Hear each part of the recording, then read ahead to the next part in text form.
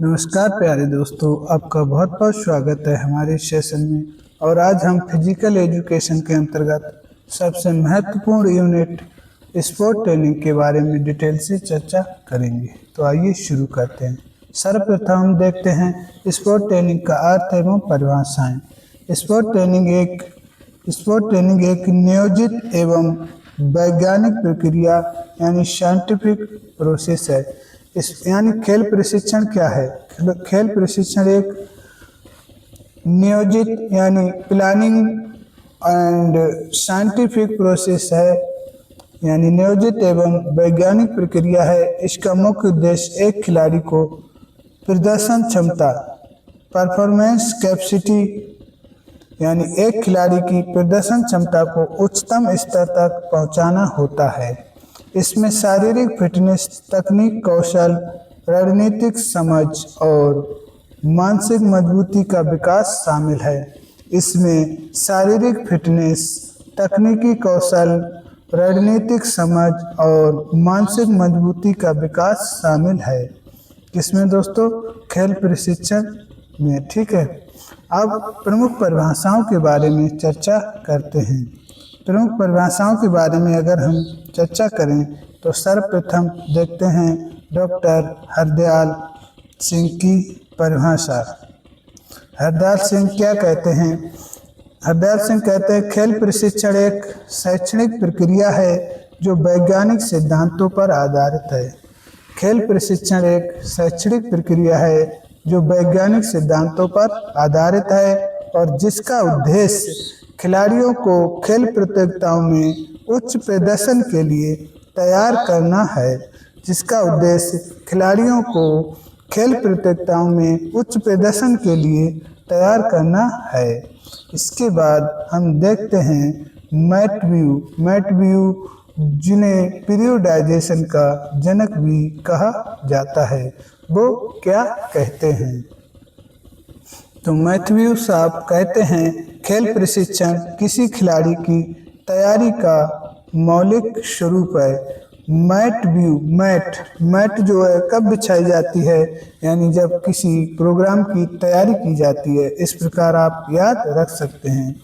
खेल प्रशिक्षण किसी खिलाड़ी की तैयारी का मौलिक स्वरूप है। अब देखते हैं मार्टिन महोदय क्या कहते हैं? खेल प्रशिक्षण एक नियोजित एवं नियंत्रित प्रक्रिया है।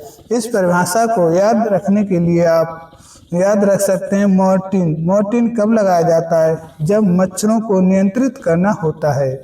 इसी प्रकार मार्टिन खेल प्रशिक्षण एक नियोजित एवं नियंत्रित प्रक्रिया है जिससे किसी लक्ष्य को प्राप्त किया जाता है। अब देखते हैं डॉक्टर हर्रे क्या कहते हैं। डॉक्टर हर्रे कहते हैं खेल प्रशिक्षण वैज्ञानिक ज्ञान पर आधारित खेल प्रशिक्षण वैज्ञानिक ज्ञान पर आधारित खेल पूर्णता की एक शैक्षणिक प्रक्रिया है जो व्यवस्थित प्रभाव के माध्यम से मनोवैज्ञानिक शारीरिक प्रदर्शन क्षमता और तत्परता में सुधार करती है, जिसका उद्देश्य खिलाड़ी को उच्च प्रदर्शन की ओर ले जाना है। डॉक्टर हर्ले कहते हैं खेल प्रशिक्षण वैज्ञानिक ज्ञान पर आधारित खेल पूर्णता की एक शैक्षणिक एवं व्यवस्थित प्रक्रिया है जो शारीरिक प्रदर्शन क्षमता तत्परता में सुधार करती है। शारीरिक प्रदर्शन क्षमता और तत्परता में सुधार करती है और जिसका उद्देश्य खिलाड़ी को उच्च प्रदर्शन की ओर ले जाना होता है। अब हम देखते हैं principle of sport training. Sport training के प्रिंसिपल्स कौन कौन से होते हैं दोस्तों? यानी खेल प्रशिक्षण लेते समय हमें कौन कौन से सिद्धांतों का पालन करना होता है? सर्वप्रथम होता है निरंतरता का सिद्धांत, प्रिंसिपल ऑफ कॉन्टिन्यूटी। यानी ट्रेनिंग जो है दोस्तों नियमित होनी चाहिए। यदि लंबा अंतराल आता है तो प्राप्त की गई फिटनेस कम होने लगती है। प्रगतिशील भार का सिद्धांत प्रोग्रेसिव ओवरलोड का प्रिंसिपल क्या कहता है? प्रगतिशील भार का सिद्धांत कहता है प्रदर्शन सुधार के लिए ट्रेनिंग का भार धीरे धीरे बढ़ाना चाहिए। एक ही भार पर सुधार रुक जाता है। एक ही भार पर सुधार रुक जाता है।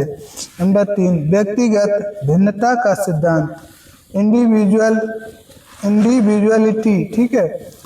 व्यक्तिगत सिद्धांत भिन्नता का सिद्धांत कहता है हर खिलाड़ी की उम्र, लिंग, क्षमता अलग अलग होती है, इसलिए ट्रेनिंग प्लान हर व्यक्ति के हिसाब से अलग अलग होना चाहिए।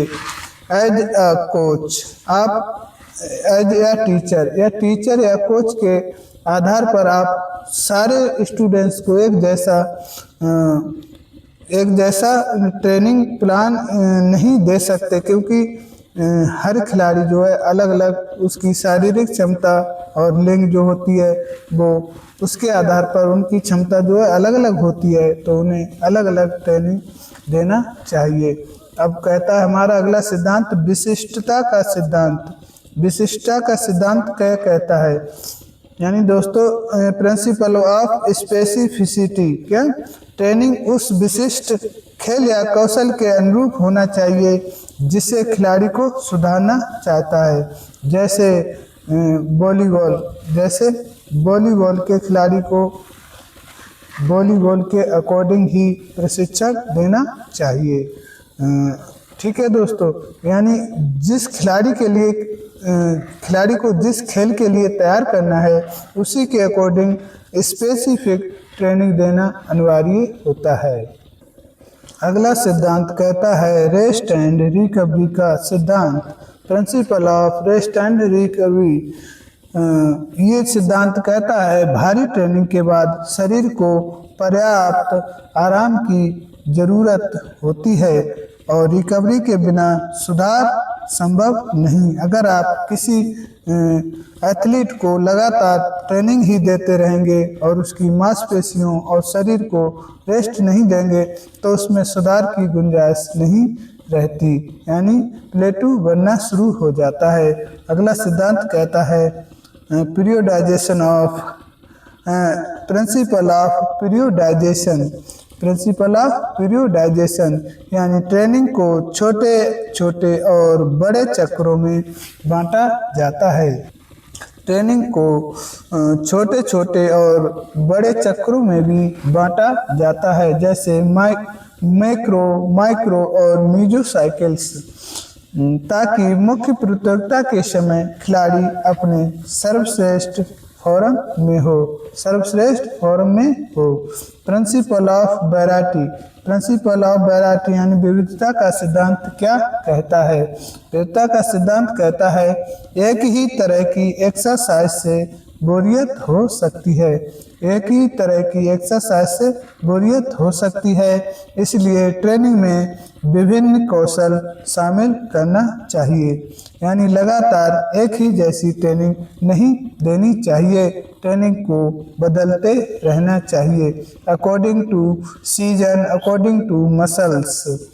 प्रिंसिपल ऑफ एक्टिव इन्वॉल्वमेंट, प्रशिक्षण का ये सिद्धांत कहता है कि एथलीट को प्रशिक्षण के समय सक्रिय भागीदारी लेना चाहिए। खिलाड़ी को अपनी ट्रेनिंग के लक्ष्यों और प्रोसेस के बारे में पता होना चाहिए और उसे खुद सक्रिय रहना चाहिए।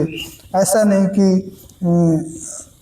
अगर मान लीजिए कोच के एब्सेंट में आप उसको ट्रेनिंग को प्रैक्टिस नहीं कर रहे हैं, यानी आपको एक्टिव रहना पड़ेगा, तभी आप प्रशिक्षण को अच्छी तरीके से सीख पाएंगे। ये तो थे दोस्तों हमारे प्रिंसिपल ऑफ स्पोर्ट ट्रेनिंग। इनकी एक ट्रिक होती है, उससे भी आप याद रख सकते हैं, जो होती है GPS को इन बेशर बेशर्बा।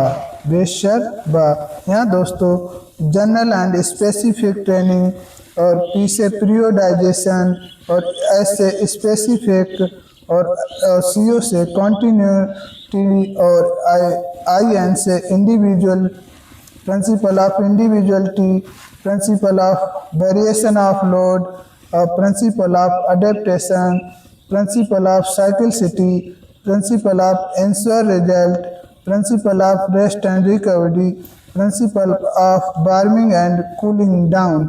ये इतने सारे सिद्धांत आप इस ट्रिक से याद रख सकते हैं। अब हम बात करते हैं कि जो हम खेल प्रशिक्षण ले रहे हैं उसके उद्देश्य क्या क्या होना चाहिए। सर्वप्रथम प्रदर्शन में सुधार। प्रशिक्षण के दौरान दोस्तों खेल प्रशिक्षण का उद्देश्य होता है कि जो खिलाड़ी ट्रेनिंग ले रहा है उसके प्रदर्शन में सुधार होना चाहिए। शारीरिक तैयारी।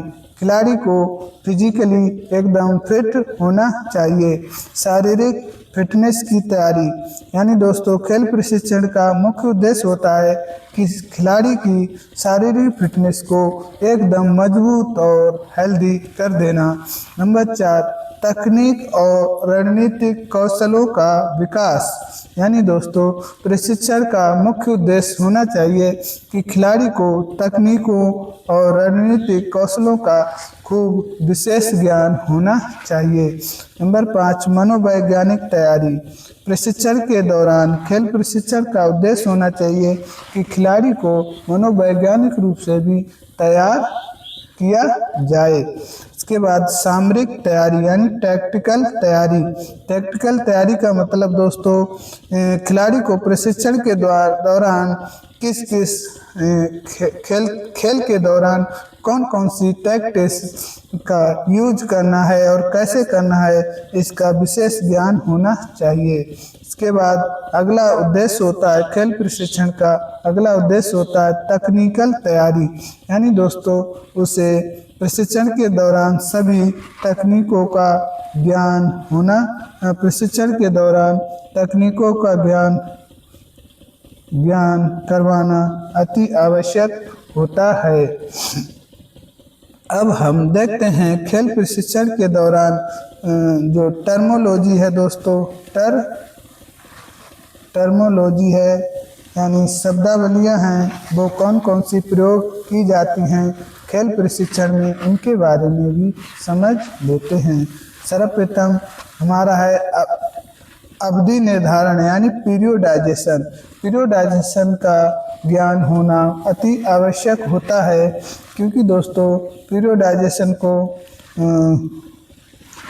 3 भागों में बांट दिया जाता है। प्रिपरेटरी 1, प्रिपरेटरी 2 और प्रिपरेटरी 3। ठीक है दोस्तों। प्रिपरेटरी 1 में दोस्तों बेसिक तैयारी करवाई जाती है जिससे खिलाड़ी का फिजिकल फिटनेस जो है उसमें सुधार हो जाए।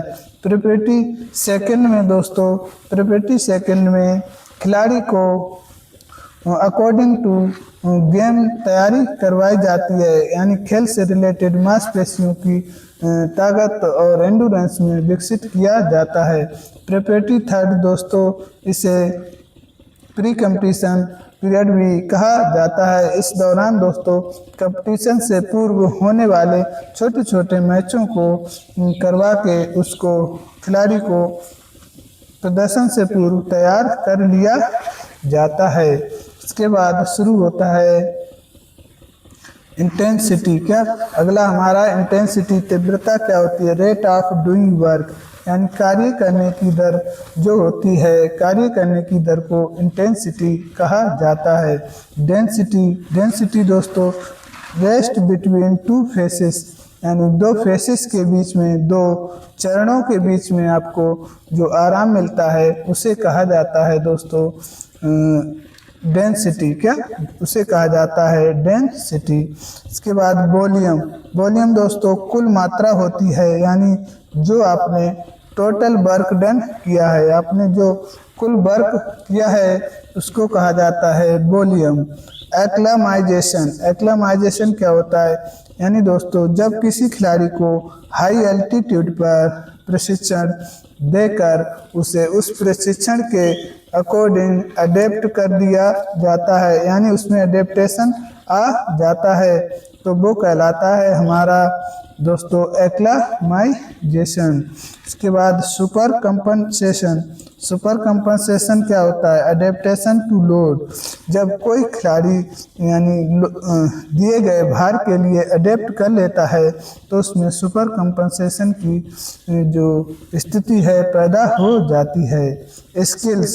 स्किल क्या है? शारीरिक यानी शरीर द्वारा किसी कार्य को करने की विशिष्ट विधि। शरीर द्वारा किसी कार्य करने की विशिष्ट विधि को स्किल्स कहा जाता है। तकनीक। कार्य करने का वैज्ञानिक तरीका, यानी दोस्तों कार्य करने के साइंटिफिक मेथड को तकनीक कहा जाता है। टैक्टिस क्या होती है? टैक्टिस दोस्तों खेल के दौरान योजना बनाई गई, उसे टैक्टिस कहा जाता है। मान लीजिए आपने स्ट्रेटजी बनाई, क्या स्ट्रेटजी बनाई और स्ट्रेटजी फेल हो गई, तो आप क्या करेंगे? तो आप खेल के दौरान अपने सारे प्लेयर्स को बुलाकर टैक्टिस बनाएंगे, यानी खेल के दौरान जो छोटी सी युक्ति यानी स्ट्रेटजी में जो बदलाव करेंगे उसे टैक्टिस कहा जाता है। स्ट्रेटजी जो होती है दोस्तों, ये स्ट्रेटजी होती है खेल से पूर्व योजना बनाई जाती है, यानी विपरीत टीम के स्किल्स को देखकर, उसकी एक्शंस को देखकर उसको तोड़ने की या उसे धोखा देकर विजय हासिल करने की जो प्लानिंग होती है खेल से पूर्व, उसे स्ट्रेटजी कहा जाता है। आइए दोस्तों अब हम बात करते हैं कंपोनेंट ऑफ स्पोर्ट ट्रेनिंग, यानी स्पोर्ट ट्रेनिंग में कितने कंपोनेंट्स का प्रयोग किया जाता है, वो हमारे मेन कौन से होते हैं। तो हम इसे याद रख सकते हैं। सेफ एस सी इस विधि से याद रख सकते हैं।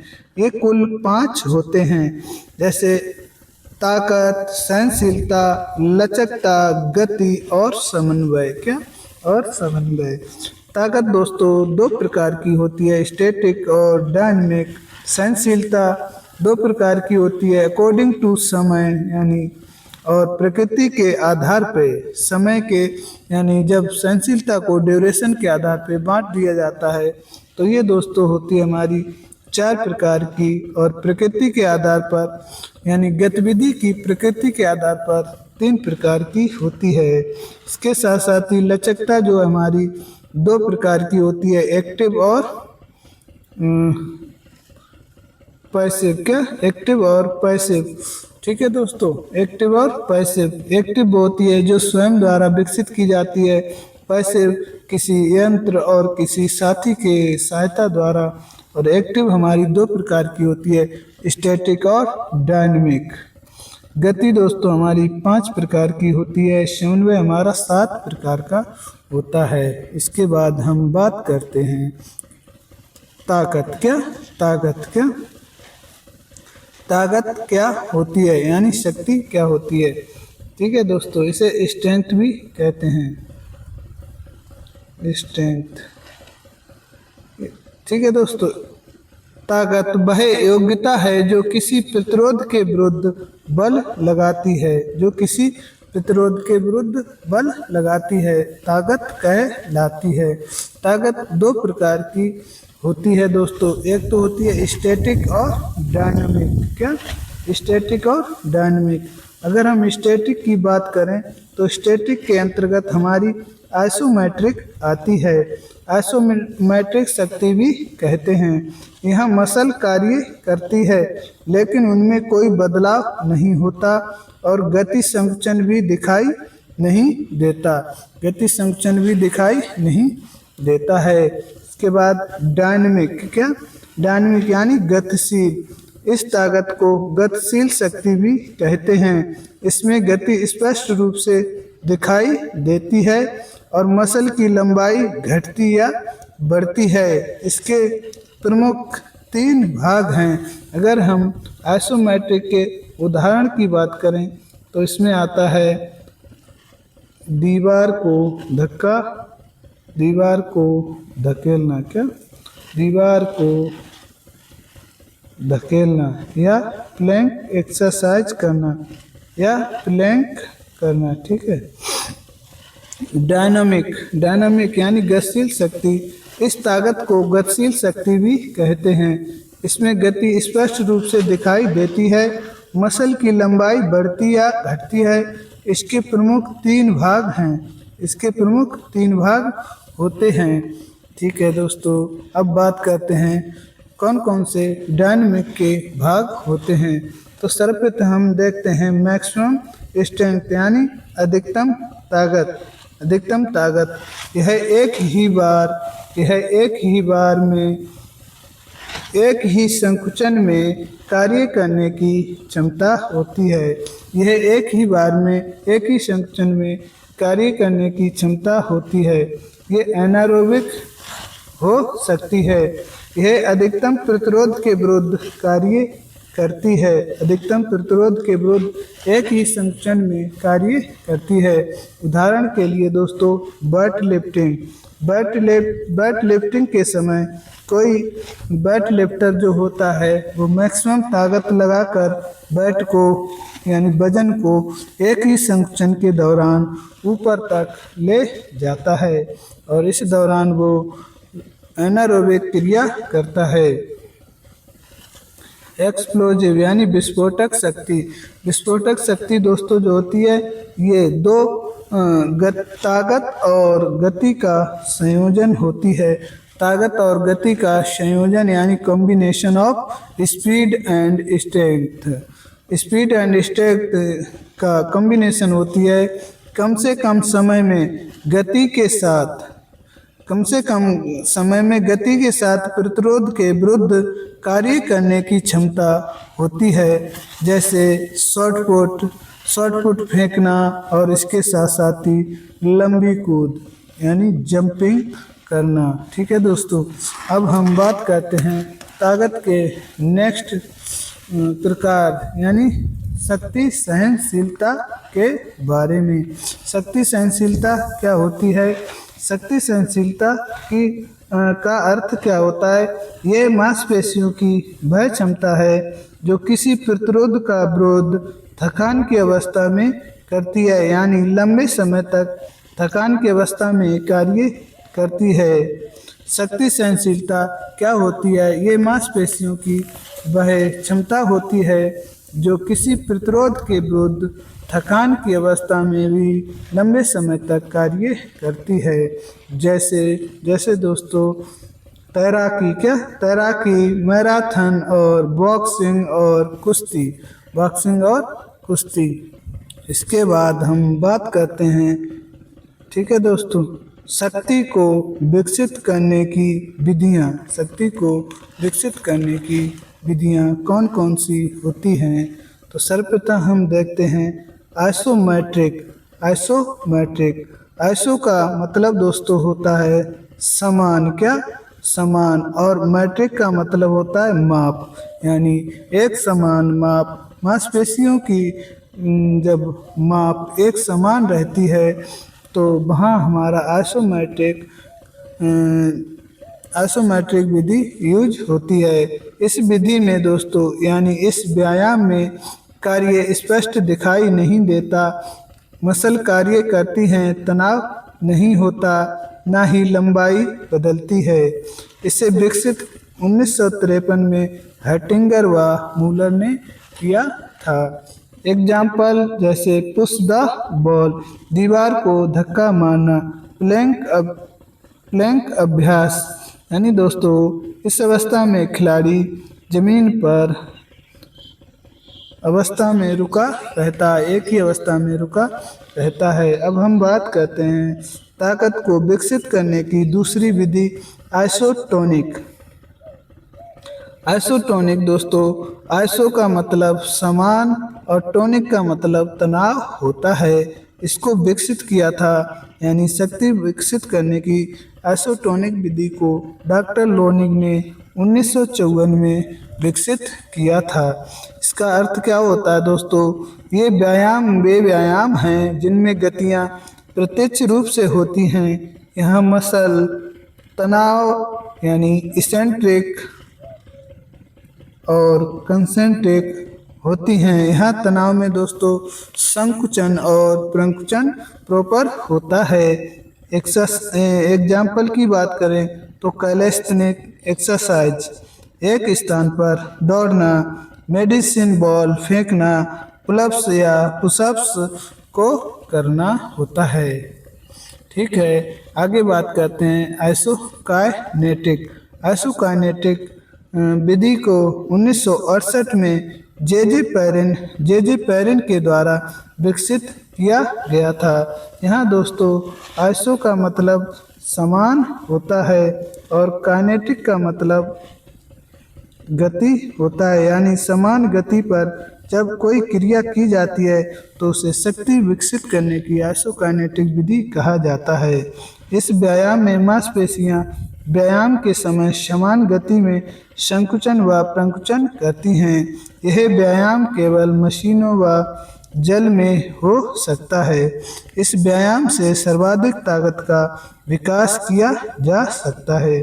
दोस्तों अगर ये सवाल पूछा जाए कि सर्वाधिक शक्ति का विकास किस विधि द्वारा किया जा सकता है, तो वहाँ दोस्तों आइसोकाइनेटिक विधि जो है सर्वाधिक शक्ति का विकास करती है। इसके बाद हम बात करते हैं एग्जाम्पल, ट्रेडमिल पर दौड़ना। ट्रेडमिल पर दौड़ना, नाव खेना, तैराकी करना और साइबेक्स मशीन्स का प्रयोग करना। इसके साथ साथ ही जिम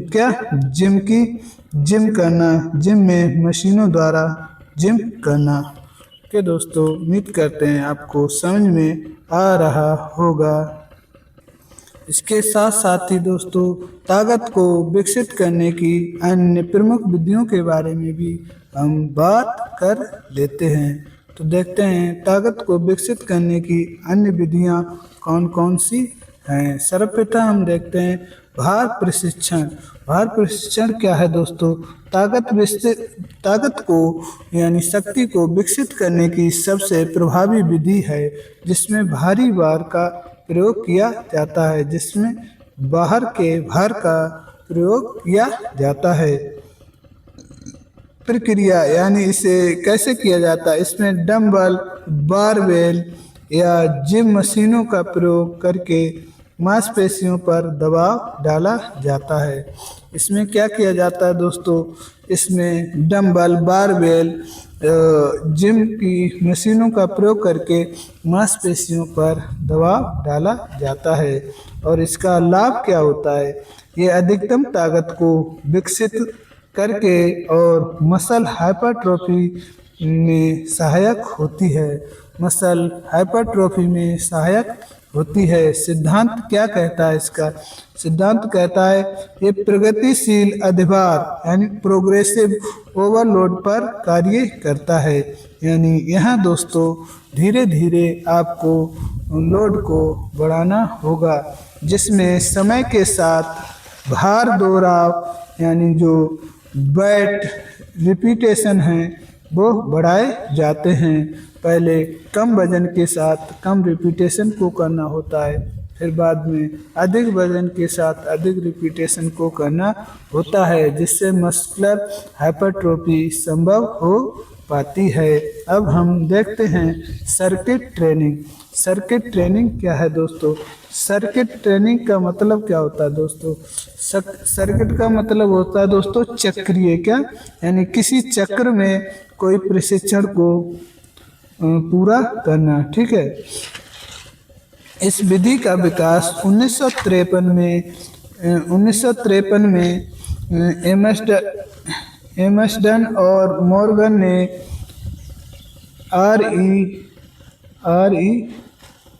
एमस्टन और WG मॉर्गन द्वारा इंग्लैंड के लीड्स विश्वविद्यालय में किया गया दोस्तों। कहाँ? इंग्लैंड में। ठीक है, ये परीक्षा में पूछा गया है, इसको ध्यान रखना है। प्रक्रिया, इसमें 8 से 12 अलग अलग स्टेशन बनाए जाते हैं।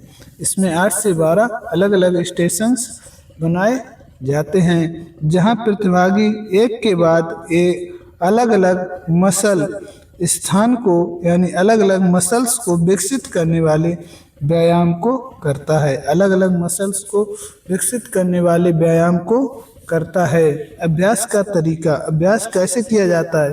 प्रत्येक स्टेशन पर एक निश्चित समय जैसे 30 से 60 सेकंड तक निश्चित रिपीटेशन के लिए व्यायाम किया जाता है। निश्चित रिपीटेशन यानी दोहराव के साथ व्यायाम किया जाता है। ठीक है दोस्तों। इसके बाद एक स्टेशन से एक स्टेशन से दूसरे स्टेशन के बीच बहुत कम विश्राम यानी 30 सेकंड तक दिया जाता है। सभी स्टेशन का एक सर्किट चक्र पूरा हो जाने पर 2 मिनट का व्यायाम विश्राम दिया जाता है। जब पूरे सभी दोस्तों यानी जब 10 से 12 जब 8 से 12 कितने दोस्तों 8 से 12 या 10 से 12 जो हमारा सर्किल होता है सभी व्यायाम पूरे हो जाते हैं तो लगभग 2 मिनट का रेस्ट खिलाड़ी को दिया जाता है। ठीक है। इसके बाद 2 मिनट का विश्राम दिया जाता है। इससे लाभ क्या होता है? ये ताकत और सहन शक्ति दोनों को एक साथ विकसित कर सकता है। ताकत और सहन शक्ति दोनों को एक साथ विकसित कर सकता है। कौन? हमारा सर्किट ट्रेनिंग। इसके बाद हम देखते हैं ताकत को विकसित और कौन कौन सी विधि कर सकती हैं। तो ये होती है हमारी दोस्तों, ये होती हैं कैलेस्थेनिक व्यायाम। कैलेस्थेनिक व्यायाम इसमें शरीर अपने वजन को प्रतिरोध के रूप में प्रयोग किया जाता है। यानी दोस्तों अगर सामान्य शब्दों में कहें तो अपने वजन के साथ किया गया व्यायाम कैलेस्थेनिक व्यायाम कहलाता है। पुशअप्स दोस्तों ये छाती, कंधे और ट्राइसेप्स की ताकत को विकसित करने के लिए बुनियादी व्यायाम है। ठीक है। पुलअप्स यह पीठ और बाइसेप्स की ऊपरी शक्ति को विकसित करने का बुनियादी व्यायाम है। ठीक है दोस्तों। इससे भी ताकत या शक्ति को बढ़ाया जा सकता है। आइए दोस्तों अब हम स्पोर्ट ट्रेनिंग के दूसरे कंपोनेंट्स एंडोरेंस के बारे में चर्चा करते हैं। एंडोरेंस क्या है दोस्तों, इसका अर्थ क्या है और इसकी परिभाषा क्या है? इसके साथ साथ एंडोरेंस को विकसित करने का कौन कौन सी विधि होती हैं, आइए चर्चा करते हैं। इसका अर्थ होता है थकान की स्थिति में भी किसी कार्य को प्रभावी ढंग से जारी करने की क्षमता है। सहन क्षमता को स्टेमिना कहते हैं। ठीक है दोस्तों। यानी थकान की स्थिति में भी किसी कार्य को प्रभावी ढंग से जारी करने की क्षमता सहन क्षमता कहलाती है, जिसे स्टेमिना भी कहते हैं। यह खिलाड़ी की वह क्षमता है जो उसे लंबे समय तक शारीरिक गतिविधि और थकान के बावजूद प्रदर्शन में गिरावट आने का विरोध करती है। यानी थकान की स्थिति में भी कार्य करने का प्रतिरोध के विरुद्ध कार्य करती है। परिभाषा हर्रे क्या कहते हैं? सहन क्षमता थकान के विरुद्ध प्रतिरोध करने की क्षमता है। सहन क्षमता जो है दोस्तों थकान के विरुद्ध प्रतिरोध करने की क्षमता है। एंडोरेंस सहन क्षमता, इसे मुख्य रूप से 2 वर्गों में विभाजित किया जाता है। 2 वर्गों में विभाजित किया जाता है। जैसे कि आप जानते हैं सहन क्षमता को 2 भागों में बांट दिया जाता है। Based on nature of activity, यानी दोस्तों प्रकृति यानी कार्य की प्रकृति के आधार पर और समय की प्रकृति के आधार पर, समय की गतिविधि के आधार पर, कार्य की प्रकृति के आधार पर और समय की गतिविधि के आधार पर। ओके दोस्तों। यानी अवधि के आधार पर, आप यहाँ ध्यान रखेंगे प्रकृति के आधार पर और इधर अवधि के आधार पर, इधर अवधि के आधार पर। ओके, ठीक है। अब प्रकृति के आधार पर दोस्तों कितने प्रकार की होती है? प्रकृति के आधार पर दोस्तों ये जो हमारी एंडोरेंस है वो हमारी 3 प्रकार की होती है, और इसे हम कहते हैं बेसिक और जनरल, और इसके साथ साथ ही स्पेसिफिक। क्या? स्पेसिफिक। इनके बारे में डिटेल से समझ लेते हैं। देखिए आगे, सबसे पहले हमारी होती है बेसिक एंडोरेंस। बेसिक एंडोरेंस क्या होता है दोस्तों? किसी भी प्रकार की शारीरिक गतिविधि को, किसी भी प्रकार की शारीरिक गतिविधि को जिसमें बड़ी मसल भाग लें, जिनमें दोस्तों बड़ी मांसपेशियां भाग लें, यानी जो हमारी बड़ी बड़ी मांसपेशियां हैं वो भाग लें, लंबे समय तक करना होगा, और धीमी मंद गति से, और धीमे धीमे मंद गति से मंद गति से करने की क्षमता जो होती है वो हमारी मूलभूत बेसिक। दोस्तों बेसिक का मतलब होता है मूलभूत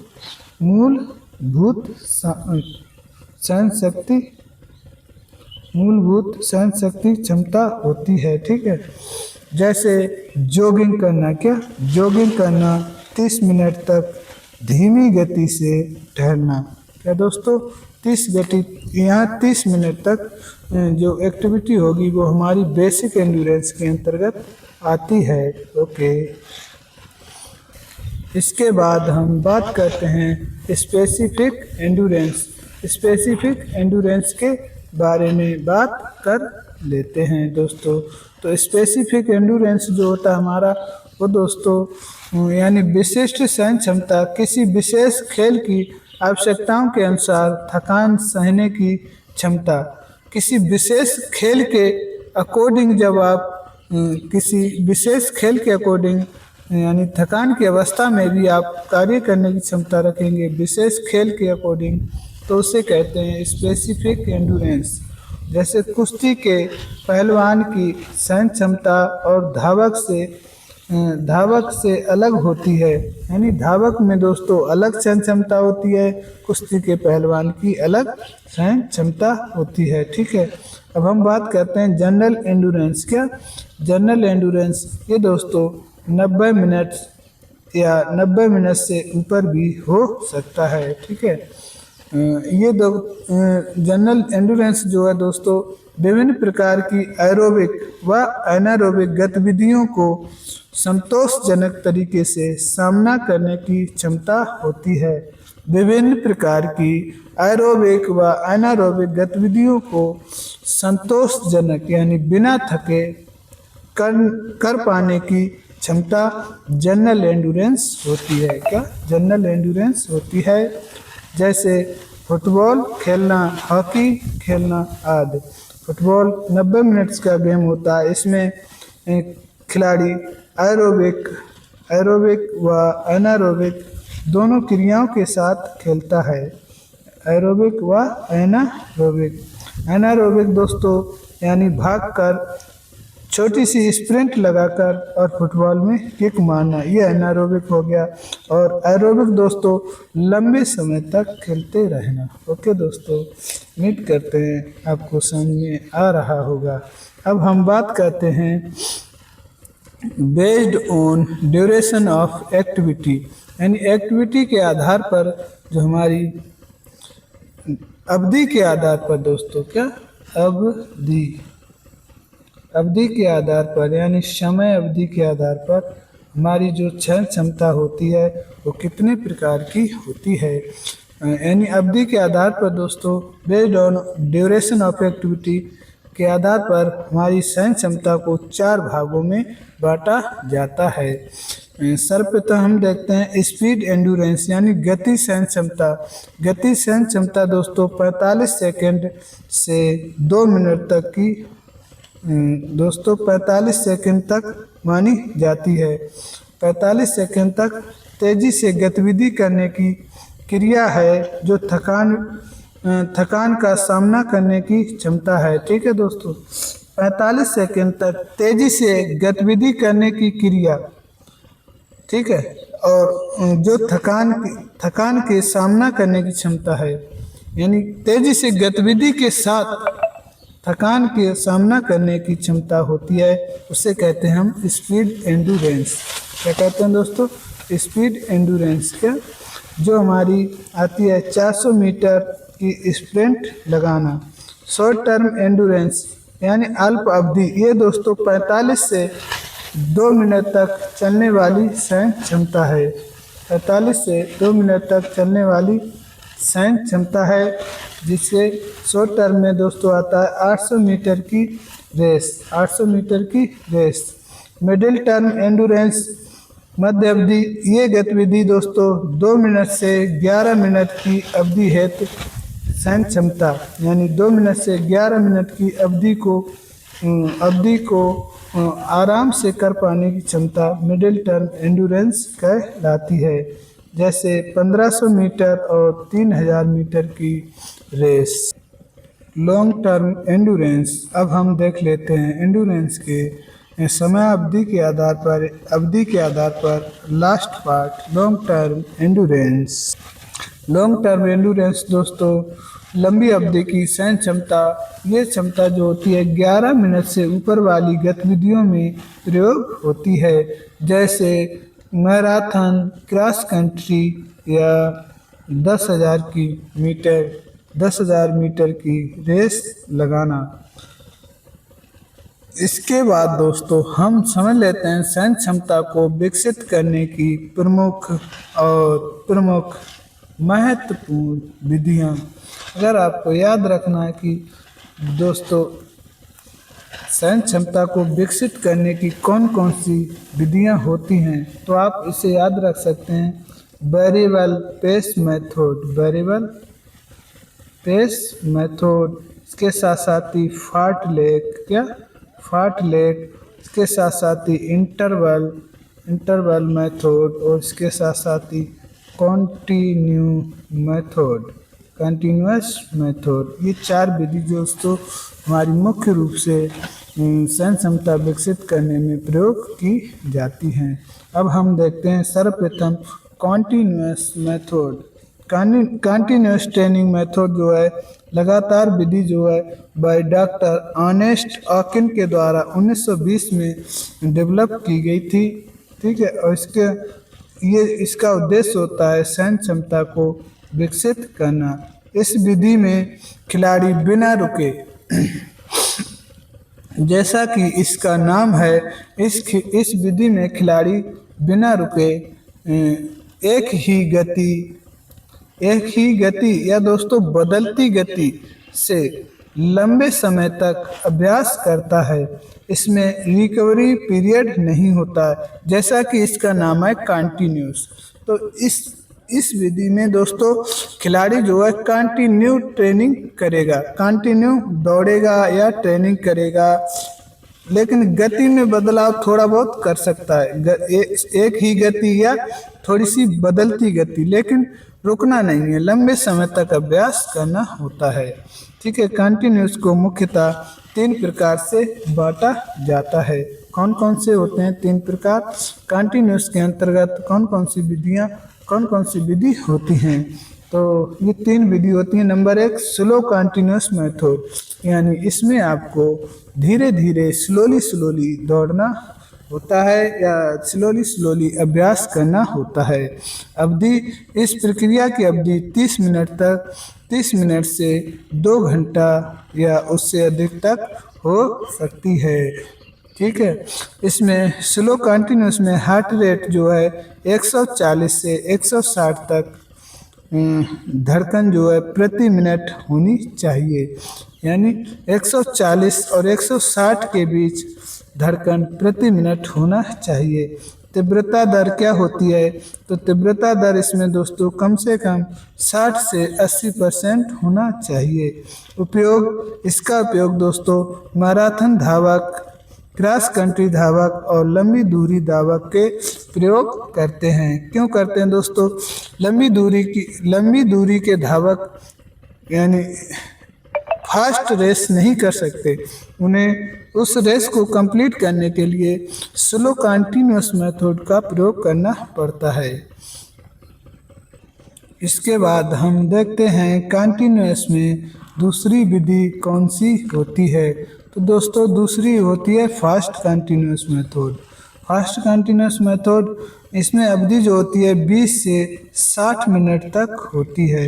यहाँ दोस्तों अवधि थोड़ी कम रखी जाती है क्योंकि ये जो विधि है ये फास्ट है, यानी तेज विधि से तेज प्रक्रिया के द्वारा कोई भी एथलीट या जो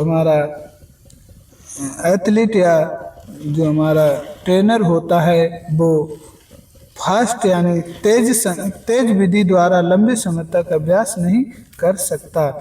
इसलिए इसकी विधि 20 से 60 मिनट तक रखी जाती है। और यह हार्ट रेट जो है दोस्तों 160 से 180 के बीच होनी चाहिए। 160 से 180 के बीच प्रति मिनट होना चाहिए। तीव्रता जो है दोस्तों, तीव्रता की बात करें तो 80 से 90% होनी चाहिए। तीव्रता 80 से 90% होनी चाहिए। उपयोग, ये दोस्तों मध्यम दूरी के धावक इस विधि का उपयोग करके प्रशिक्षण लेते हैं, जैसे 800 मीटर की रेस और 1500 मीटर की रेस सहन क्षमता बढ़ाने के लिए प्रभावी है। 800 मीटर रेस और 1500 मीटर की रेस की सहन क्षमता बढ़ाने के लिए फास्ट कंटिन्यूअस मेथड का प्रयोग किया जाता है। अब हम देखते हैं variable paces method. Variable continuous method, क्या वेरिएबल कंटिन्यूअस मेथड, इसकी विशेषता क्या होती है? इसमें गति को पूर्व निर्धारित तरीके से बदला जाता है। यहाँ दोस्तों आपको ध्यान रखना है वेरिएबल मीन्स विभिन्न प्रकार के कंटिन्यूअस मेथड का प्रयोग किया जाएगा, ठीक है, लेकिन इनको पूर्व निर्धारित तरीके से बदला जाता है। जैसे 10 मिनट तक तेज, ठीक है, 10 मिनट तक तेज व धीमी, 5 मिनट तक, क्या 10 मिनट तक तेज स्प्रिंट, क्या स्प्रिंट व 5 मिनट तक धीमी स्प्रिंट लगाना, ठीक है। हार्ट रेट 140 से 180 मिनट तक प्रति मिनट होना चाहिए, ठीक है। और लाभ, ये विशेष खेल जैसे फुटबॉल या हॉकी के लिए विशेष होती है, फुटबॉल या हॉकी के लिए विशेष होती है। कंटिन्यूअस विधि के लाभ, ग्लाइकोजन भंडार की क्षमता में वृद्धि। कंटिन्यूअस विधि को प्रयोग करने से ग्लाइकोजन क्षमता के भंडार में वृद्धि होती है, ठीक है दोस्तों। हृदय व फेफड़ों की क्षमता में वृद्धि होती है। हृदय हमारा अधिक क्या करता है, ब्लड पंप कर पाता है, और फेफड़े हमारे अधिक ऑक्सीजन को इनहेल और एक्सहेल कर पाते हैं। VO2 मैक्स में वृद्धि, यानी volume of maximum oxygen consumption की मात्रा बढ़ जाती है। मानसिक दृढ़ता में सुधार, यानी जो मानसिक दृढ़ता है उसमें सुधार हो जाता है। एरोबिक क्षमता में सुधार, यानी एरोबिक क्षमता में सुधार होता है। ऑक्सीजन आधार बनाकर प्रयोग, यानी दोस्तों ये जो है ऑक्सीजन का आधार बनाकर इसका प्रयोग किया जाता है वेरिएबल कंटिन्यूअस मेथड का। ऑक्सीजन क्या होती है दोस्तों, जिस समय कोई कंपटीशन ना हो तो इस समय में दोस्तों ऑक्सीजन कहा जाता है। ऑक्सीजन को आधार बनाकर, यानी उस समय वेरिएबल कंटिन्यूअस मेथड के द्वारा खिलाड़ी एक्टिव रिकवरी लेता है। अब हम देखते हैं दोस्तों एंडोरेंस बढ़ाने की दूसरी विधि, जिसे हम कहते हैं अंतराल प्रशिक्षण विधि। ये विधि व्यायाम को छोटे छोटे हिस्सों में बांटकर की जाती है। इंटरवल मेथड मतलब दोस्तों इंटरवल दे देकर की जाती है। इसमें उच्च तीव्रता वाले अभ्यास के बाद अधूरा आराम, इंटरवल में दोस्तों इनकम्प्लीट रिकवरी दी जाती है, ठीक है दोस्तों। यानी इस विधि में छोटे छोटे हिस्सों में बांटकर की जाती है, जिसमें उच्च तीव्रता वाले अभ्यास जो हैं, उच्च तीव्रता वाले अभ्यास करने के बाद थोड़ी देर के लिए इनकम्प्लीट रिकवरी दी जाती है। इनकम्प्लीट रिकवरी से मतलब दोस्तों यानी आपकी हार्ट रेट जो हाई लेवल तक पहुंची उसको धीरे धीरे धीरे धीरे थोड़ा कम कर दिया जाता है, यहाँ रुकना नहीं होता है। इसका उद्देश्य खिलाड़ी पूरी तरह से ठीक होने से पहले ही अगला अभ्यास शुरू कर देता है। पूरी तरह से यहाँ आपको क्या करना है, पूरी तरह से रिकवरी नहीं लेनी है, पूरी तरह से ठीक होने से पहले ही आप दूसरा अभ्यास शुरू कर देते हैं। प्रतिपादक इसके कौन है, इसके प्रतिपादक हैं डब्ल्यू ग्रेसचेल व हैंस रेंडियाल। क्या डब्ल्यू ग्रेसचेल व हैंस रेंडियाल। इसको विकसित किसने किया, विकसित किया दोस्तों डब्ल्यू ग्रेसलर व हैंस रेंडियाल ने। और ये इसका उद्देश्य क्या होता है, ये गति सहनशीलता यानी स्पीड एंडुरेंस को विकसित करती है। गति को बढ़ाने की दोस्तों ये सबसे बेस्ट विधि मानी जाती है, ये स्पीड एंडुरेंस को डेवलप करती है। इसके साथ साथ ही इंटरवल यानी अंतराल विधि के प्रकार, इंटरवल के भी दोस्तों दो प्रकार होते हैं। कौन कौन से होते हैं, एक होता है गहन अंतराल इंटेंसिव विधि, यानी दोस्तों ठीक है, इंटेंसिव का गहन का मतलब होता है इंटेंसिव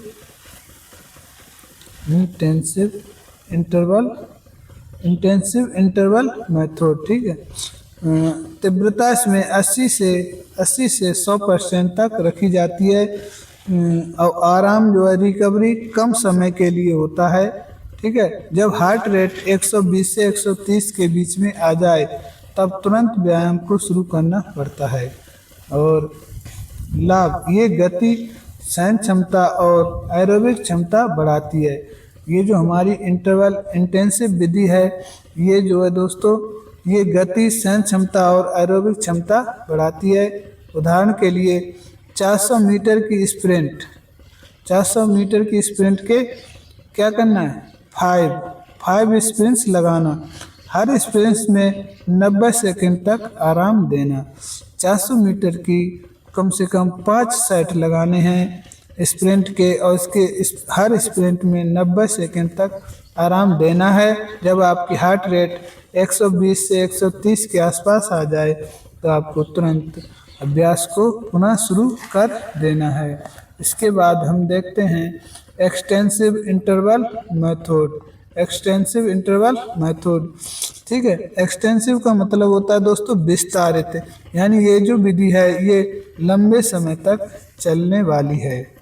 इसमें तीव्रता कम रखनी पड़ेगी, यानी तीव्रता इसमें 60 से 80% ही रखी जाएगी। आराम अधिक समय तक दिया जाएगा, और इसमें लाभ क्या होता है, ये होता है ये सामान्य सहन क्षमता यानी जनरल एंडुरेंस और एरोबिक क्षमता को बढ़ाती है। एग्जाम्पल 800 मीटर के 8 दौड़, यानी 800 मीटर के 8 सेट लगाना और हर सेट के बीच में 3 मिनट का आराम देना होता है। इसके बाद हम बात करते हैं अंतराल प्रशिक्षण के लाभ। इंटरवल प्रशिक्षण के लाभ क्या होते हैं। हृदय की कार्य क्षमता बढ़ाना, कम से कम समय में अधिक एंडुरेंस, लैक्टिक एसिड का निष्कासन और रिकवरी तेज। रिकवरी कैसी होगी इसमें दोस्तों, तेज होगी।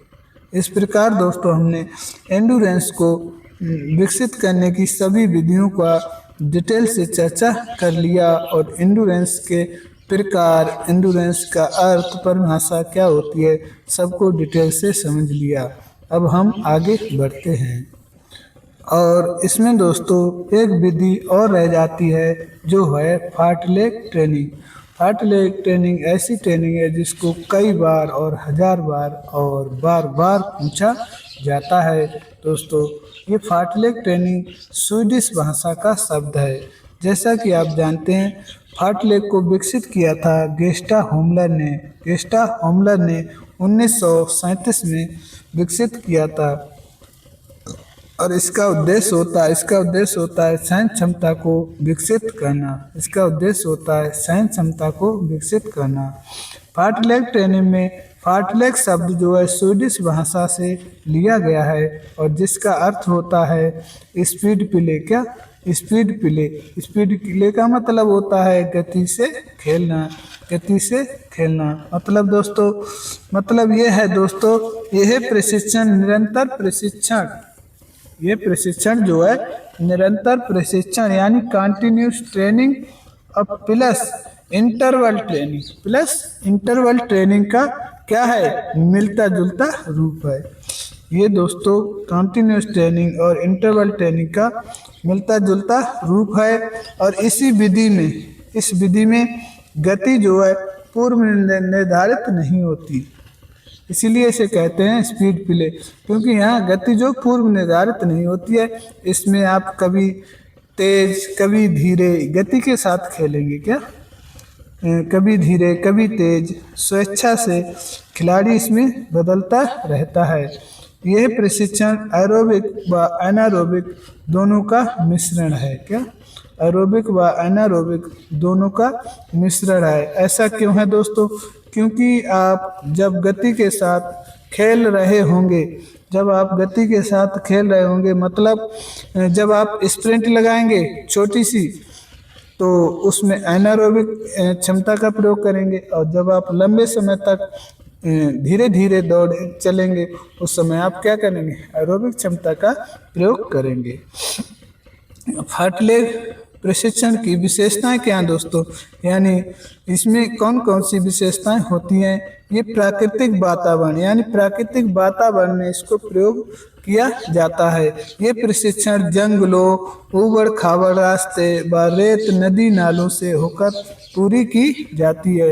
ये दोस्तों जो फार्टलेग प्रशिक्षण है, ये दोस्तों जंगलों, पहाड़ी, ऊबड़ खाबड़ रास्ते, रेत नदी नालों से होकर गुजरना होता है। यहाँ दोस्तों आपको समय दे दिया जाता है और उसी समय में आपको दौड़ना होता है। ठीक है। गति में बदलाव, यहाँ गति में बदलाव कर सकते हैं। एक तो प्राकृतिक वातावरण मिलेगा आपको, दूसरे के साथ गति में बदलाव यानी स्पीड प्ले, गति के साथ खेलो, कभी तेज कभी दौड़ो, कभी जॉगिंग करो, कभी पैदल चलो। ठीक है दोस्तों। यहाँ और इसके बाद इसी आधार पर इसे कहा जाता है स्व अनुशासन। क्या? स्व अनुशासन। स्व अनुशासन का मतलब दोस्तों, यहाँ आपको अपने अनुशासन के आधार पर ही गति को पूर्ण करना है, ट्रेनिंग को पूर्ण करना है। यहाँ प्रशिक्षण या खिलाड़ी स्व अनुशासन के अनुसार ही पूरा करता है। यहाँ कोच नहीं होता है दोस्तों। आपको कभी पहाड़ी पर चढ़ना है, कभी उतरना है, कभी नदी नालों से होकर गुजरना है, तो ऐसी स्थिति में कोच उपस्थित नहीं रहता। ये आपको स्व अनुशासन के आधार पर ये ट्रेनिंग पूरी करनी होती है। ठीक है। थकने पर धीमी व रिकवरी के बाद फिर तेज दौड़ता है। ठीक है दोस्तों। इसके साथ साथ ही आपको यहाँ ट्रैक नहीं दिया जाता है, ट्रैक नहीं दिया जाता है, ट्रैक पर ये नहीं करवाई जाती है। हार्ट रेट क्या रहती है इसमें दोस्तों? हार्ट रेट अभ्यास के दौरान आपकी हृदय गति जो है 140 से 180 के बीच में होनी चाहिए। यानी 140 पे आ जाए फिर आपको पुनः दौड़ना होता है। इसकी विशेषता क्या है? शुरू करने से पहले 5 से 10 मिनट तक वार्म अप अवश्य कर लें। क्या? जिससे मसल स्ट्रेच ना हो। रिकवरी जरूर लें, रिकवरी दौड़ते समय रिकवरी जरूर लें जब तक सांस सामान्य ना हो जाए। अभ्यास पूर्ण होने के बाद कूलिंग डाउन अवश्य करें, कूलिंग डाउन अवश्य करें जिससे कि ओवर एज इंजरी ना हो। ठीक है। फार्टलेग ट्रेनिंग के लाभ, इसके लाभ क्या होते हैं ये तो आपको पता ही है। सहन क्षमता का विकास करती है। मनोवैज्ञानिक लाभ क्या है? क्योंकि आप प्राकृतिक वातावरण में इस ट्रेनिंग को पूरा करते हैं और वहाँ आपको मानसिक तनाव नहीं होता। अनुकूलन के लिए विशेषज्ञ, अनुकूलन इसमें अडेप्टेशन बहुत अच्छा आता है, अडेप्टेशन के लिए ये बहुत परफेक्ट है। लचीलापन यानी महंगे उपकरण या ट्रैक की ज़रूरत नहीं है दोस्तों। कहीं भी ऊंचे खाले नदी नाले कहीं भी आप दौड़ सकते हैं। अब हम दोस्तों बात करते हैं कंपोनेंट्स ऑफ स्पोर्ट ट्रेनिंग के कंपोनेंट स्पीड के बारे में। सर्वप्रथम देख लेते हैं स्पीड का अर्थ क्या होता है। प्रत्येक खेल में गति, क्या दोस्तों, प्रत्येक खेल में गति महत्वपूर्ण भूमिका निभाती है। प्रत्येक खेल में गति जो है महत्वपूर्ण भूमिका निभाती है। गति कम से कम समय व अधिकतम दूरी तय करने की क्षमता है। गति क्या है दोस्तों, गति जो है कम से कम समय में अधिकतम दूरी तय करने की क्षमता है।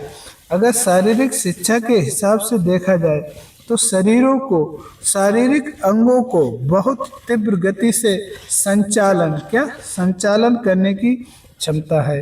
ये मुख्य रूप से सीएनएस की कार्यकुशलता व जेनेटिक होने के साथ फास्ट ट्विच फाइबर, ये दोस्तों मुख्य रूप से सीएनएस की कार्यकुशलता और जेनेटिक होने के साथ फास्ट ट्विच फाइबर पर भी निर्भर करती है।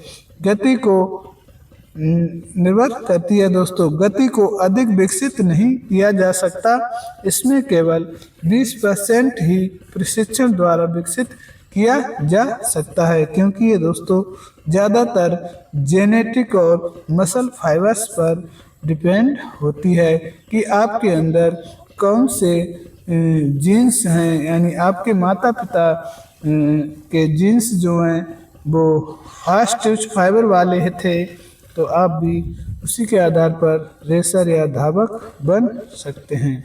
अब हम देखते हैं गति के प्रकार। गति के कितने प्रकार होते हैं। गति के दोस्तों मुख्य 5 प्रकार होते हैं। रिएक्शन एबिलिटी, सर्वप्रथम देखते हैं रिएक्शन स्पीड या एबिलिटी किसी संकेत या ध्वनि के प्रति कम से कम समय में प्रभावी प्रतिक्रिया देने की योग्यता जो है रिएक्शन स्पीड कहलाती है। ये 2 प्रकार की होती है। रिएक्शन हमारी 2 प्रकार की होती है। एक तो होती है सिंपल रिएक्शन, और सिंपल रिएक्शन का मतलब दोस्तों यहाँ आपको सब पता होगा, पूर्व निर्धारित होगी। पूर्व निर्धारित का मतलब दोस्तों यहाँ आपको पता होगा कि कब गन शॉट होगा और कौन सी आवाज़ पर आपको प्रतिक्रिया करनी है। लेकिन इसके साथ साथ ही दोस्तों कम्प्लेक्स रिएक्शन जो है नॉट प्री प्लान होती है। यहाँ आपको किसी भी समय कोई सा भी संकेत मिल सकता है और उसी पर आपको प्रतिक्रिया करनी होती है। एक्सीलरेशन एबिलिटी दोस्तों ये त्वरण योग्यता जो है ये क्या होती है, ये कम से कम समय में अधिकतम गति प्राप्त करने की योग्यता होती है। एक्सीलरेशन स्पीड जो है दोस्तों ये जो दोस्तों होती है हमारी कम से कम समय में अधिकतम गति को प्राप्त करने की क्षमता होती है, जो एक्सीलरेशन एबिलिटी कहलाती है। और ये दोस्तों माना जाता है मेल्स में 40 मीटर तक अधिकतम गति को प्राप्त कर लेते हैं और वुमेन्स जो हैं 25 मीटर तक अधिकतम गति को प्राप्त कर लेते हैं। इसके साथ साथ ही 5 से 6 सेकंड का समय अधिकतम गति को प्राप्त करने का माना जाता है। 100 मीटर की दौड़ में शुरुआती 30 से 40 मीटर में टॉप स्पीड हासिल कर ली जाती है। इसी कहते हैं acceleration ability. Speed of movement क्या है, गति की क्रिया। ये स्पीड ऑफ मूवमेंट जो है दोस्तों ये किसी अंग द्वारा एकल क्रिया होती है, यानी किसी अंग द्वारा कम से कम समय में, यानी एक ही संकुचन या एक ही मूवमेंट में, सिंगल मूवमेंट में कम से कम समय में करना। किसी भी क्रिया को सिंगल मूवमेंट यानी कम से कम समय में एक ही झटके के साथ पूरा करना स्पीड ऑफ मूवमेंट कहलाता है। जैसे दोस्तों बॉलिंग करना या बॉक्सिंग में पंच मारना। ठीक है दोस्तों, अगला देखते हैं हम नंबर 4 देखते हैं दोस्तों। नंबर 4 हमारा है लोकोमोशन एबिलिटी दोस्तों आप जानते होंगे अधिकतम गति को प्राप्त करने के बाद लोकोमोशन है दोस्तों लंबे समय तक, ठीक है, अधिकतम गति को लंबे समय तक बनाए रखना। और दूसरे शब्दों में अधिकतम गति को अधिकतम दूरी तक बनाए रखना। अब दूसरे शब्दों की बात करें तो दोस्तों तो ये होती है कि अधिकतम गति को प्राप्त करने के बाद उसे अधिकतम दूरी तक बनाए रखना लोकोमोशन एबिलिटी कहलाती है। जैसे 100 मीटर या 200 मीटर में दौड़ के बीच में एथलीट जो है दोस्तों अधिकतम गति को अधिकतम दूरी तक बनाए रखता है। ओके, अगली बात करते हैं स्पीड एंड्योरेंस। स्पीड एंड्योरेंस का मतलब दोस्तों गति सहन क्षमता, क्या गति सहन शक्ति। थकान की स्थिति में, क्या थकान की स्थिति में भी उच्च गति के साथ कार्य करने की क्षमता। थकान की स्थिति में भी गति को बनाए रखने की क्षमता स्पीड एंड्योरेंस कहलाती है। जैसे 400 मीटर में अंतिम 50 से 60 मीटर या 90 मीटर तक जो है खिलाड़ी थक जाता है और उस समय भी अपनी गति को बनाए रखता है, तो उसके अंदर स्पीड एंड्योरेंस पर्याप्त मात्रा में उपलब्ध है। अब हम बात करते हैं गति को विकसित करने की विधियों के बारे में। तो दोस्तों गति को विकसित करने की विधियाँ जो है हमारी, अगर हम याद करें तो SPARI, इससे भी याद रख सकते हैं। ये क्या होता है दोस्तों, ये आपको धीरे धीरे सब समझ में आ जाएगा। सर्वप्रथम देखते हैं एक्सीलरेशन एबिलिटी। जिस खिलाड़ी की एक्सीलरेशन एबिलिटी होगी, अच्छी होगी यानी विकसित होगी, वो अच्छा धावक होगा। ठीक है दोस्तों, इसमें धावक स्थिर अवस्था से शुरू करता है और 20-30 मीटर तक 100% यानी फुल इंटेंसिटी के साथ दौड़ता है, यानी 20 से 30 मीटर तक अपनी अधिकतम गति को प्राप्त करने की क्षमता को विकसित करता है। ठीक है, स्प्रिंट रेसेस यानी गति विकसित करने के लिए स्प्रिंट रेसेस का बार बार रिपीटेशन किया जाता है। क्या किया जाता है दोस्तों, रिपीटेशन किया जाता है, जिससे कि आपकी गति जो है वो विकसित हो सके। इसके बाद रिएक्शन एबिलिटी। ठीक है, रिएक्शन विधि कौन सी होती है दोस्तों, इस विधि द्वारा छोटी छोटी दौड़ों का बार बार रिपीटेशन किया जाता है। रिएक्शन या रिपीटेशन विधि, ठीक है, बार बार रिपीटेशन करवाया जाता है, जिससे आपकी रिएक्शन क्षमता जो है कैसी हो जाए, विकसित हो जाए। इसके साथ साथ ही 50 मीटर का कम से कम 4 से 6 बार सेट लगवाए जाते हैं। ठीक है, इसके बाद हम बात करते हैं पेस रेसेस। गति को बढ़ाने के लिए विशेष प्रभावी गति है दोस्तों पेस रेसेस वे रेसेस होती हैं जिन्हें दोस्तों लगभग एक समान गति के साथ पूरा करना होता है। जैसे 800 मीटर की रेस। आइए दोस्तों, अब हम गति को सीखने के साथ साथ अब लचकता के अर्थ और परिभाषा के बारे में भी चर्चा कर लेते हैं। तो फ्लेक्सिबिलिटी क्या दोस्तों, फ्लेक्सिबिलिटी यानी लचीलापन जो है शरीर के जोड़ों की वह क्षमता है जिससे वे लचीलापन क्या है, लचीलापन शरीर के जोड़ों की वह क्षमता है जिससे वे अपनी अधिकतम सीमा तक यानी रेंज ऑफ मोशन तक गति कर सकें, रेंज ऑफ मोशन तक क्या कर सकें, गति कर सकें। और ये मांसपेशियों, टेंडन और लिगामेंट के खिंचाव की क्षमता पर निर्भर करता है। जो हमारी दोस्तों लचीलापन है वो दोस्तों क्या है, वो रेंज ऑफ मोशन यानी ज्वाइंट्स के लचीलापन पर आधारित होता है और इसके साथ साथ ही मांसपेशी, टेंडन और लिगामेंट के खिंचाव पर भी निर्भर करता है। जॉइंट्स में ये सभी शामिल होते हैं, जैसे कि आप जानते हैं लिगामेंट और टेंडन, जहां बोन टू बोन जुड़े वहां हमारा लिगामेंट हो गया और बोन से मसल जुड़े वहां टेंडन हो गया। और इसके साथ साथ मांसपेशी तो जुड़ेगी ही, तो ये तीनों की क्षमता पर आधारित होती है। ठीक है, तीनों की क्षमता पर, खिंचाव क्षमता पर आधारित होती है। यानी इन तीनों में कितना खिंचाव हो सकता है। ठीक है। किसी जोड़ के चारों ओर होने वाली गति, किसी जोड़ के चारों ओर होने वाली गति की अधिकतम सीमा को क्या कहते हैं? लचीलापन कहते हैं। अधिकतम सीमा को क्या कहते हैं दोस्तों? लचीलापन कहते हैं। अब देखते हैं दोस्तों लचीलापन के प्रकार ये कितने प्रकार का होता है? तो लचीलापन यानी फ्लेक्सिबिलिटी हमारी दो प्रकार की होती है। एक तो होती है एक्टिव फ्लेक्सिबिलिटी, दूसरी होती है पैसिव फ्लेक्सिबिलिटी। एक्टिव से मतलब दोस्तों सक्रिय, जो आप खुद कर पा रहे हैं, और पैसिव का मतलब दोस्तों जो आप किसी हेल्पर के द्वारा यानी किसी सपोर्टर के द्वारा आप उसको कंप्लीट कर पा रहे हैं। ठीक है, वो हमारी होती है पैसिव फ्लेक्सिबिलिटी। जब बिना किसी बाहरी सहायता के केवल मांसपेशियों की शक्ति से जोड़ों को गति दी जाती है तो उसे कहते हैं एक्टिव फ्लेक्सिबिलिटी। एक्टिव फ्लेक्सिबिलिटी दोस्तों यानी अपनी ताकत, अपनी मांसपेशियों की ताकत के द्वारा अपने आप फ्लेक्सिबिलिटी करने की यानी फ्लेक्शन करने की क्षमता है। ठीक है, जोड़ों को अधिकतम खींचने की क्षमता है, फुल रेंज ऑफ मोशन करने की क्षमता है।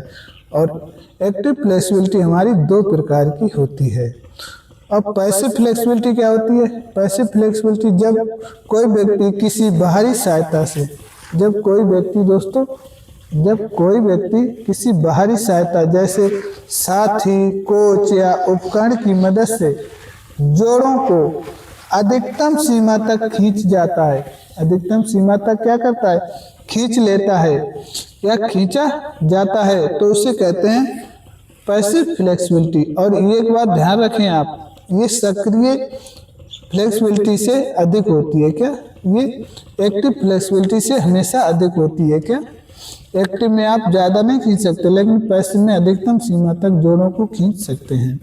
अब हम देखते हैं एक्टिव फ्लेक्सिबिलिटी जो है दोस्तों दो प्रकार की होती है।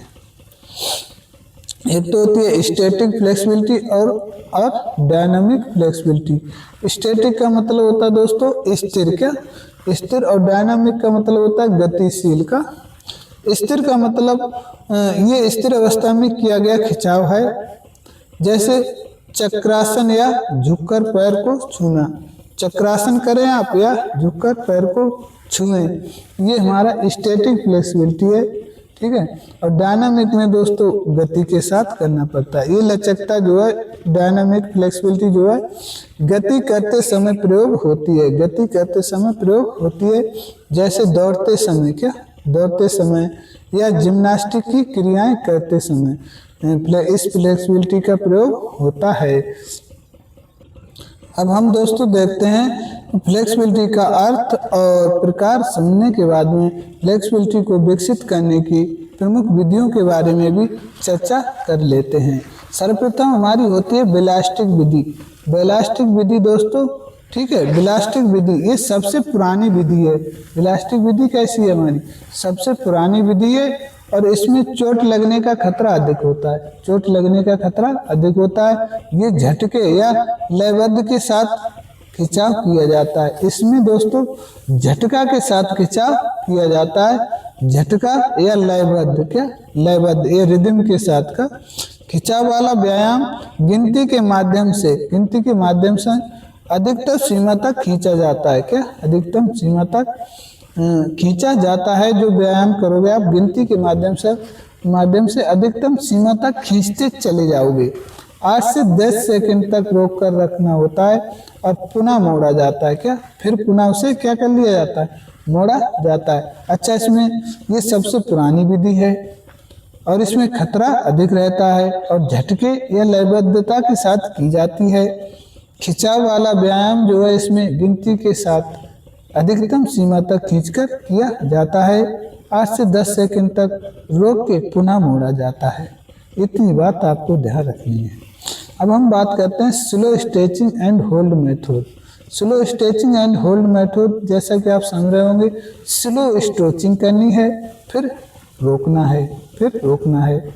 बस इस विधि में मांसपेशी को धीरे धीरे अधिकतम सीमा तक खींचा जाता है, वहाँ 8 से 10 सेकंड रोका जाता है। बस ये विधि सामान्य व्यायाम और वार्म अप के लिए सबसे सुरक्षित मानी जाती है। बस इतना ध्यान रखना है। अब हम बात करते हैं डायनामिक स्ट्रेच विधि।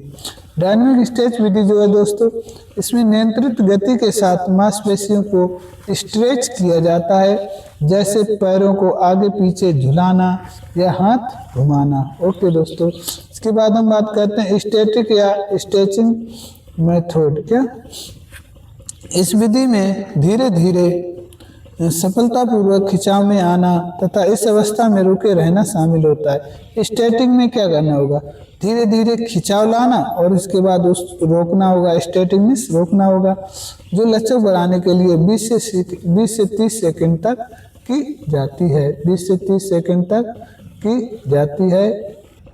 इसके बाद दोस्तों हम बात करते हैं पोस्ट आइसोमेट्रिक स्ट्रेचिंग मेथड यानी PNF विधि।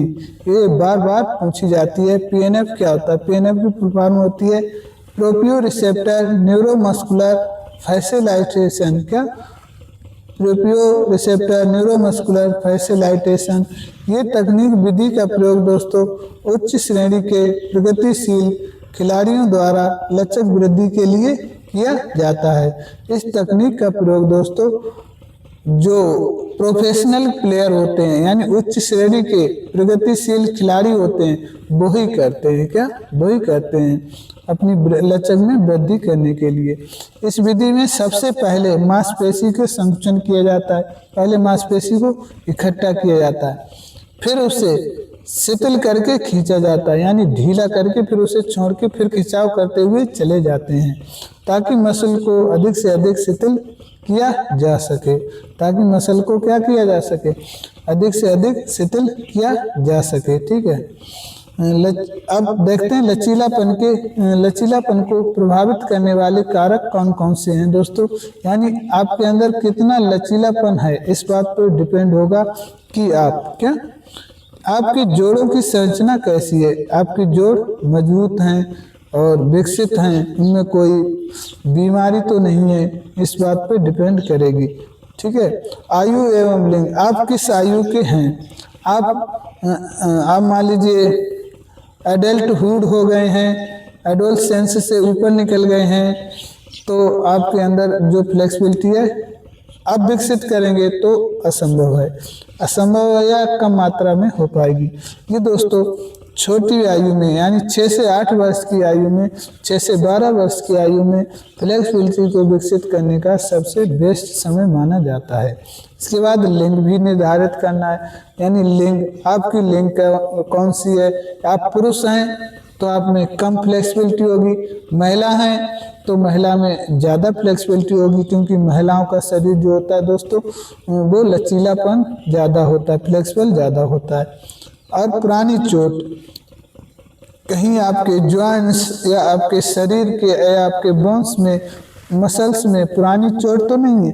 पुरानी चोट है तो आप फ्लेक्सिबिलिटी को विकसित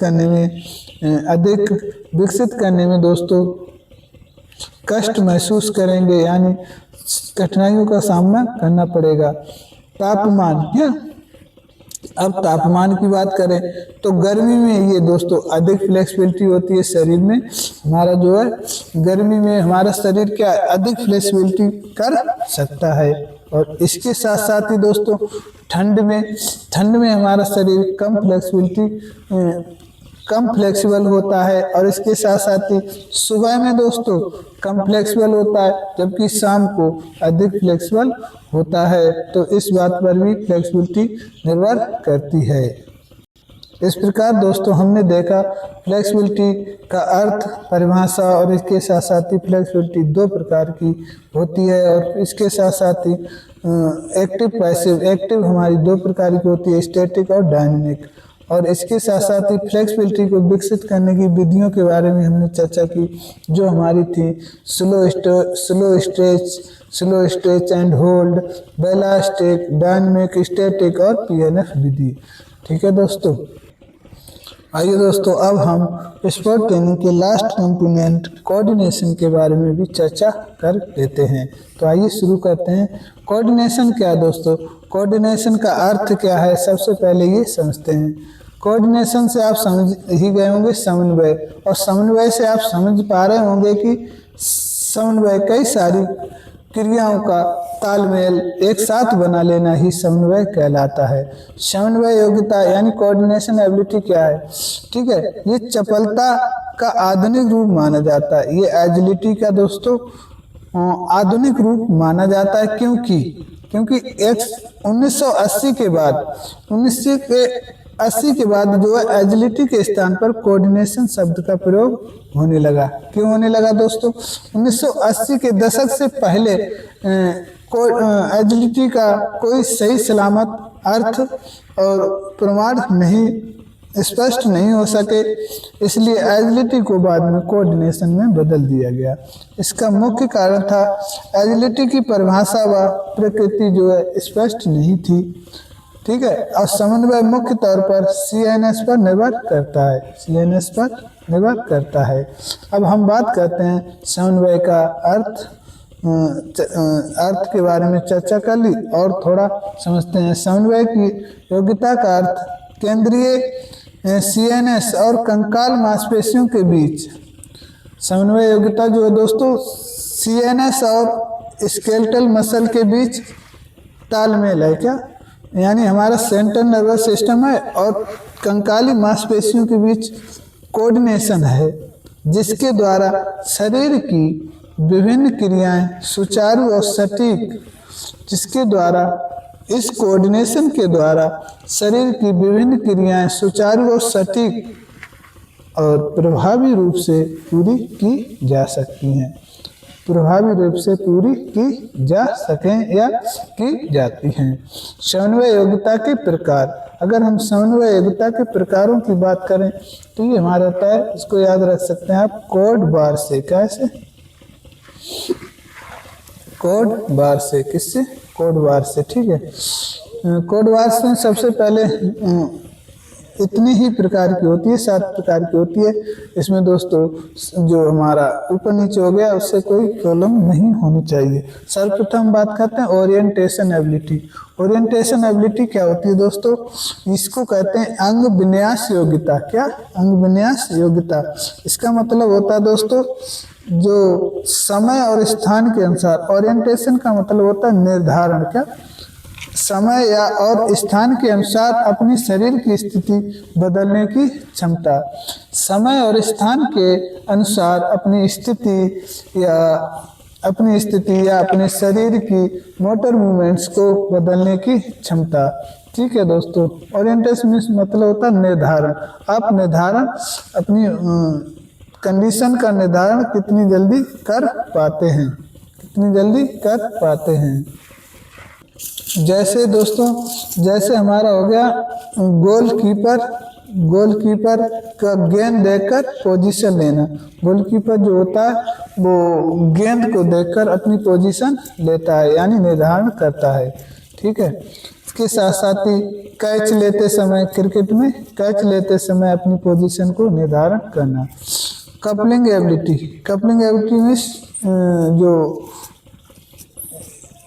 एबिलिटी मीन्स योगमन योग्यता, यानी आप शरीर के विभिन्न अंगों द्वारा अलग अलग गतियों को मिलाकर एक पूर्ण सुचारू क्रिया करना।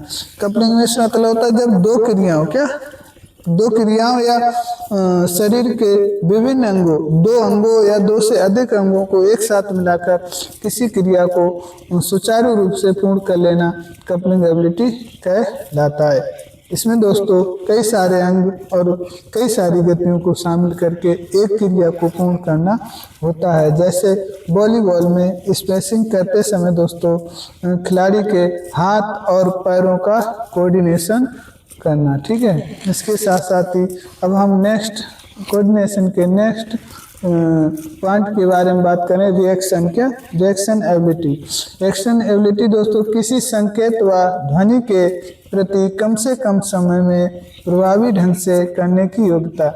रिएक्शन एबिलिटी क्या है? किसी संकेत या ध्वनि के प्रति कम से कम समय में प्रभावी ढंग से प्रतिक्रिया करने की योग्यता रिएक्शन एबिलिटी कहलाती है। और ये हमारी दो प्रकार की होती है, जैसे simple reaction not pre planned होती है और complex reaction not pre planned होती है। और अगली है हमारी डिफरेंटेशन एबिलिटी। डिफरेंटेशन एबिलिटी का मतलब होता है दोस्तों, डिफरेंटेशन का मतलब होता है कि अपनी शारीरिक क्रिया के दौरान या अपनी शारीरिक मोटर स्किल का उपयोग करके कम से कम समय में प्रभावी परिणाम देना। ठीक है, यहाँ अब समझ लेते हैं, ये किसी गामक क्रिया के दौरान उच्च स्तर की सटीकता, यहाँ दो चीजें याद रखनी है आपको, हाई एक्यूरेसी, क्या हाई एक्यूरेसी और प्लस मोटर स्किल का प्रयोग करके। क्या यहाँ दोस्तों कोई खिलाड़ी high accuracy plus motor skills का प्रयोग करके अपने जो गतिविधि है उसमें प्रभावी प्रदर्शन देता है। यानी अब हम बात करें क्रिया के दौरान उच्च स्तर की सटीकता और मितव्ययता के साथ यानी फाइन मोटर स्किल का प्रयोग करके शारीरिक गतिविधियों को प्रभावी ढंग से करने की योग्यता। अगर हम इन शॉर्ट में बात करें तो इस डिफरेंटेशन एबिलिटी वह एबिलिटी है जिसमें खिलाड़ी हाई एक्यूरेसी और मोटर स्किल्स का प्रयोग करके किसी भी क्रिया को प्रभावी ढंग से करने की योग्यता रखता है। जैसे बास्केटबॉल में ड्रिबल के साथ सटीक पास देना, ड्रिबल करते करते और सटीक पास दे देना। अब हम बात करते हैं बैलेंस एबिलिटी, यानी स्थिर बैलेंस एबिलिटी दोस्तों स्थिर या गतिशील अवस्था में संतुलन बनाने की योग्यता होती है। बैलेंस एबिलिटी जो है स्थिर व गतिशील अवस्था में संतुलन बनाने की योग्यता होती है। ठीक है, संतुलन बनाने की योग्यता ही बैलेंस एबिलिटी होती है। या बिगड़ जाए तो उसे तुरंत वापस पा लेना या वापस आ जाना। ठीक है, अब हम बात करते हैं एग्जाम्पल क्या है, जैसे बैलेंस बीम पर चलना, ठीक है, या रस्सी पर चलना। ठीक है, अब अडेप्टेशन एबिलिटी, अडेप्टेशन का मतलब होता है दोस्तों अनुकूलन आ जाना, किसी भी बदलती क्रिया समय या बदलते स्थान के आधार पर अपने आप को उसी क्रिया के अनुसार बदल लेना, उसी क्रिया स्थान समय के अनुसार बदल लेना क्या होता है, अडेप्टेशन होता है, अनुकूलन योग्यता होती है। या फिर अचानक बदलती परिस्थिति के अनुसार अपनी गति में बदलाव करना। जैसे टेनिस मैच में बदलती गेंद की दिशा को देखकर जवाब देना। रिदमिक एबिलिटी, ये दोस्तों किसी बाहरी लय या आंतरिक लय, यहाँ दोस्तों कोई बाहरी म्यूजिक या अंदरूनी रिदम अपने मन में गुनगुना कर लयात्मक ढंग से यानी रिदमिक वे से गति करना शामिल होता है, रिदमिक एबिलिटी कहलाती है। जैसे संगीत पर डाइविंग करना या जिम्नास्टिक करना। उम्मीद करते हैं आपको समझ में आ रहा होगा। आइए दोस्तों अब हम देखते हैं समन्वय को विकसित करने की प्रमुख विधियाँ कौन कौन सी हो सकती हैं। तो समन्वय को विकसित करने की विधि दोस्तों वेरिएशन इन एक्सरसाइज, यानी आप एक्सरसाइज में विविधता लाकर समन्वय को आराम से विकसित कर सकते हैं। एक ही क्रिया को अलग अलग तरीकों से करना, जैसे उल्टी दौड़, बाधा दौड़, सीधी दौड़ और इसके साथ समरसॉल्ट, कई सारी क्रियाओं को मिक्स करके आप समन्वय को विकसित कर सकते हैं। संवेदी अंगों का अभ्यास, यानी जो आपके सेंसरी ऑर्गन हैं उनके अभ्यास को आपको चरम सीमा तक विकसित करना होगा, जैसे आंख बंद करके संतुलन बनाना या केवल ताली पर आवाज की दिशा बदलना, ताली पर या आवाज पर अपनी दिशा बदलना। जटिल खेलों का अभ्यास यानी बास्केटबॉल जैसे जिम्नास्टिक और फुटबॉल समन्वय क्षमता सुधारने वाले खेलों में बराबर अभ्यास करना, भाग लेना सुधारने के लिए सबसे अच्छे माने जाते हैं। इस प्रकार हमने दोस्तों स्पोर्ट ट्रेनिंग का लगभग सारा सिलेबस कंप्लीट कर लिया है। इसमें जो कुछ थोड़ा बहुत बचा है वो हम नेक्स्ट वीडियो में कवर कर लेंगे। एट लास्ट तक बने रहने के लिए आपका हृदय के साथ बहुत बहुत धन्यवाद दोस्तों। अब आप वीडियो को लाइक करें और चैनल को सब्सक्राइब करें हमारी नेक्स्ट वीडियो के सबसे पहले पाने के लिए। जय हिंद, जय भारत।